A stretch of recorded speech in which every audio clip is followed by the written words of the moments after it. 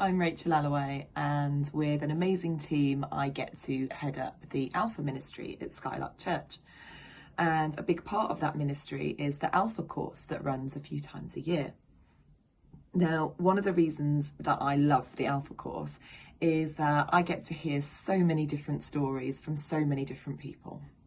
Some of those stories are faith-filled, and some of those stories are quite sad, and all of them are pretty tough because life's very tough.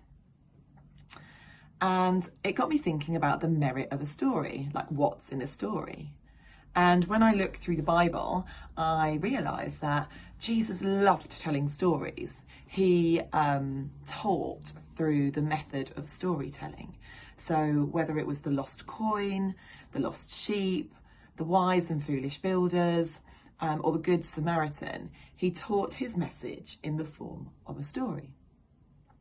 So I find myself asking, well, what's the importance of a story? And I just want you to think for a minute about how you would position yourself to hear a really good story.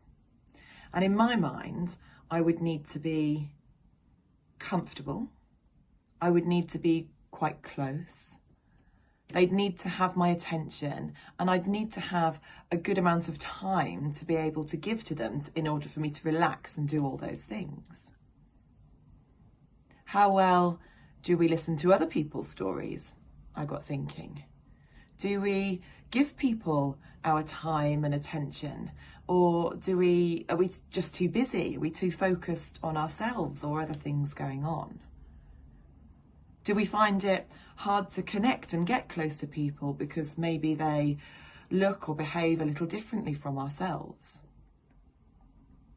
How well do we respond to other people's stories, I wonder?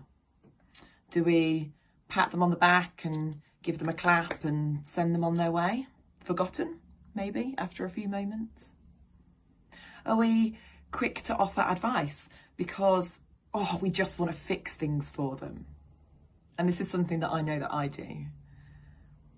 Are we quite quick to offer an opinion because we feel quite strongly about something that they've said, whether it's in agreement or disagreement with them? And do we forget to, in doing those things, do we forget to just be with them and be present and sit with them and listen to their stories? How well do we tell our own stories? Is there perhaps a fear of judgment?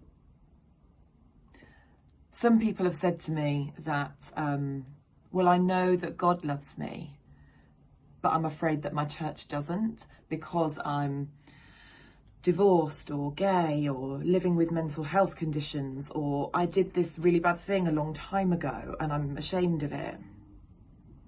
But actually, you are not your labels. You are not your biggest mistakes. You are, who He has called you to be. And Psalm 139 says this: "For you created my inmost being.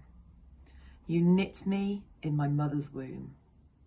I praise you because I am fearfully and wonderfully made.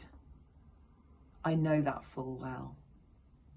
My frame was not hidden from you when I was made in the secret place. When I was woven together in the depths of the earth, your eyes saw my unformed body, and all the days ordained for me were written in your book before one of them came to be."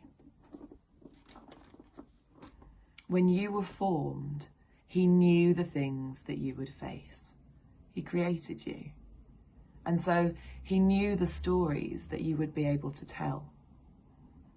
Are they stories full of hope and love and acceptance? Or are they stories of fear and judgment? You see, Jesus Emmanuel literally means God with us. And so He is with us through the storms of life. The faith-filled stories, the sad stories, and the downright tough stories. He's with you.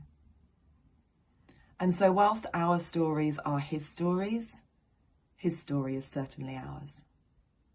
So let's be a little better at sitting at the feet of Jesus like little children and listening to the stories that he wants to tell us. Thank you.